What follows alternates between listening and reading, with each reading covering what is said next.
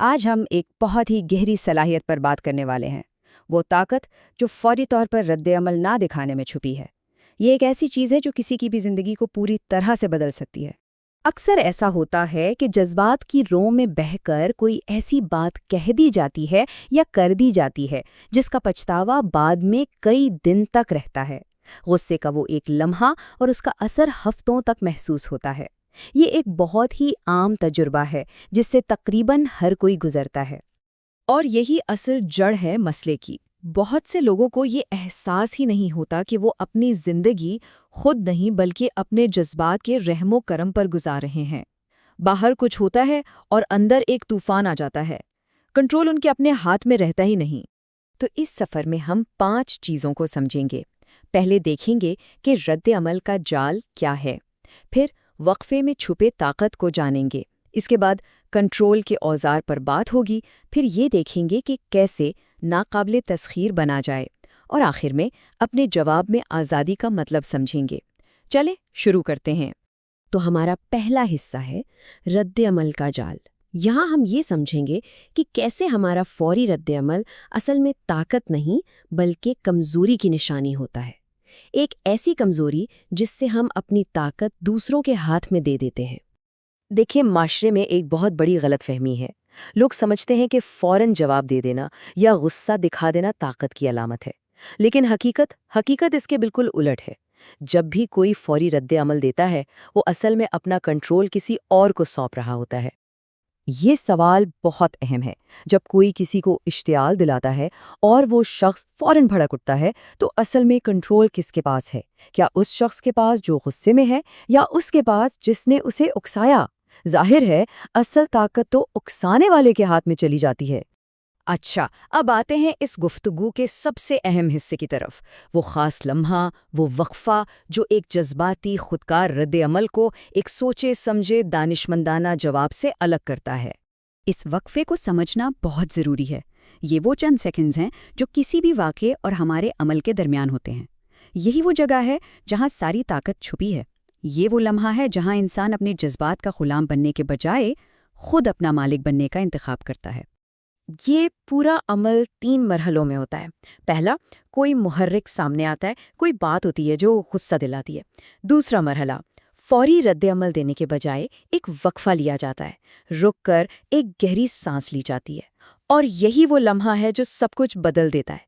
اس کے بعد تیسرا مرحلہ آتا ہے، ایک سوچا سمجھا جواب جس پر بعد میں پچھتاوا نہ ہو۔ ٹھیک ہے، تو اب تک ہم نے یہ سمجھ لیا کہ کیا کرنا ہے۔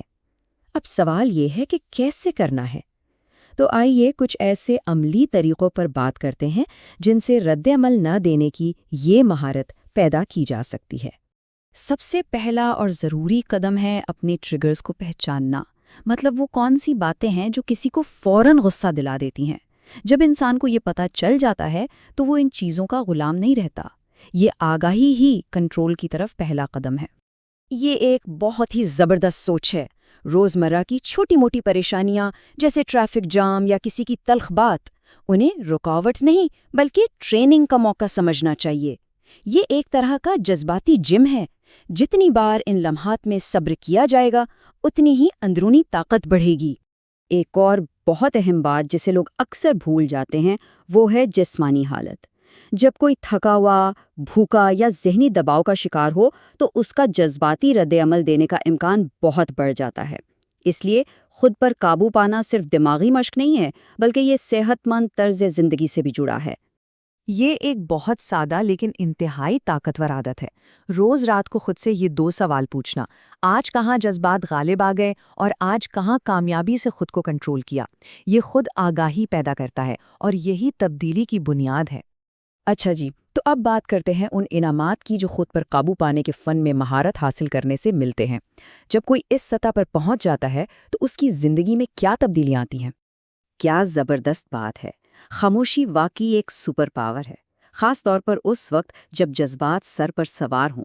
اس وقت بولنے کے بجائے رک جانا یہ اصل طاقت ہے، کیونکہ غصے میں کہے گئے الفاظ اکثر ناقابل تلافی نقصان کر جاتے ہیں۔ تو جب کوئی اس مہارت کو حاصل کر لیتا ہے تو وہ ناقابل اشتعال بن جاتا ہے، مطلب لوگ آسانی سے اس کا موڈ خراب نہیں کر سکتے۔ اس کا صبر اس کی ڈھال بن جاتا ہے، لوگ اس کی عزت کرتے ہیں کیونکہ پرسکون رہنا طاقت کی نشانی ہے، اور سب سے بڑھ کر اس کی توانائی فضول باتوں پر نہیں بلکہ اہم کاموں پر لگتی ہے۔ اب ہم اس پوری گفتگو کے فلسفیانہ نتیجے پر پہنچتے ہیں، وہ حتمی آزادی جو اس مشق سے حاصل ہوتی ہے۔ ذرا اس پر غور کریں۔ زندگی میں تقریباً 99% چیزیں ہمارے کنٹرول سے باہر ہیں، دوسرے لوگ کیا کرتے ہیں، دنیا میں کیا ہو رہا ہے، لیکن وہ 1%، صرف 1% چیز جو ہمیشہ ہمارے اختیار میں ہوتی ہے، وہ ہے ہمارا اپنا جواب، اور یہی 1% سب سے زیادہ اہمیت رکھتا ہے۔ اور حقیقی آزادی یہی ہے، ان تمام چیزوں سے خود کو الگ کر لینا جنہیں بدلا نہیں جا سکتا، تاکہ پوری توجہ اس ایک چیز پر لگائی جا سکے جو ہمارے اختیار میں ہے۔ جب کوئی ایسا کرتا ہے تو زندگی سے بہت سا بوجھ، بہت سا تناؤ خود بخود ختم ہو جاتا ہے۔ تو آخر میں بس یہی سوال رہ جاتا ہے کہ اگلی بار جب کوئی جذباتی کشمکش کا سامنا ہو تو انتخاب کیا ہوگا؟ فوری رد عمل یا ایک سوچا سمجھا جواب؟